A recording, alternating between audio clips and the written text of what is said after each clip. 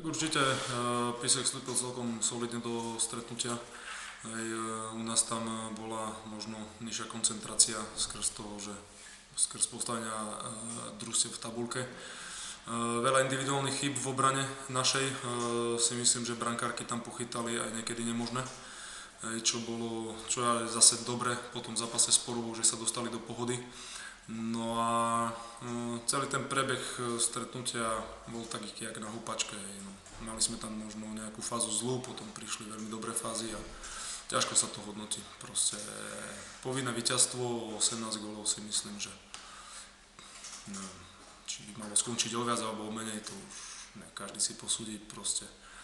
Dostala sa na ihrisko každá hračka a niekedy je to možno aj na škodu veci, lebo dokiaľ sa tam zohrajú dvojičky, trojičky, či v obrane alebo v útoku, tak to niekedy trvá. Proste vyhrali sme a na ihrisko sa dostala každá hračka, čiže